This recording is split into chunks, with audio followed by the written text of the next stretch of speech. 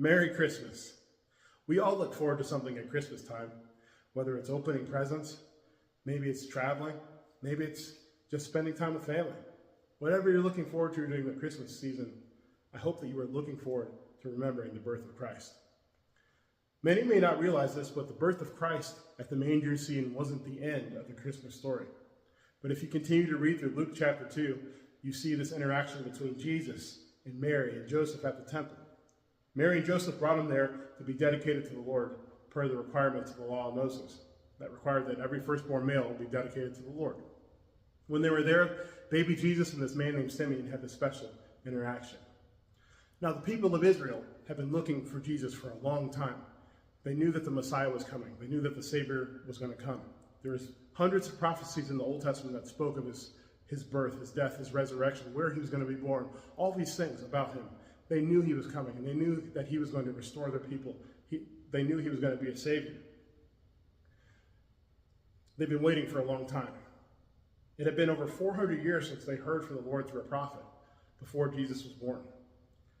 Throughout all that time, the people of Israel had been through it. They had been conquered. They had been abused. They had been neglected. They had been forgotten about. And all the while, they didn't forget that the Lord had promised them a Messiah that was to come and save them and restore them, to give them peace. Now, Simeon had received a word from the Lord that said, "You are not going to die before you see the consolation of Israel, before you see the Savior come and be born." Now, Simeon waited year after year after year for this thing to come true, this promise from God to come true. And then it finally did. And he saw baby Jesus. And when he did, he ran, he scooped him up in his arms, took him from his mother. And he said, "Hey, sovereign Lord, you kept your promise. Here you are.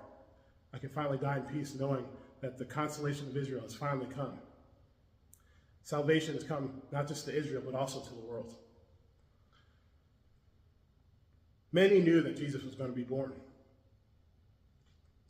but they missed him. Many knew that the Savior was going to be born, but they missed him. They weren't looking for him in the right place. They were looking for the Savior to be born on their terms, not on God's terms. So what about you and me? Do you ever look for consolation from the Lord on your terms instead of on God's terms?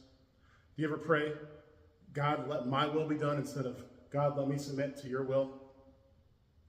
Maybe we need to be more like Simeon, be willing to wait on the Lord and his promises, to trust in him, to trust that he's going to take care of us, and trust that he's going to fill us up.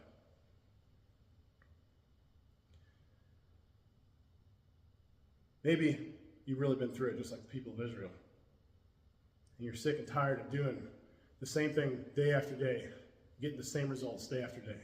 Maybe it's time to give Jesus a try, to trust in him, submit your life to him, and receive his peace, the true consolation that can only come from a relationship with him.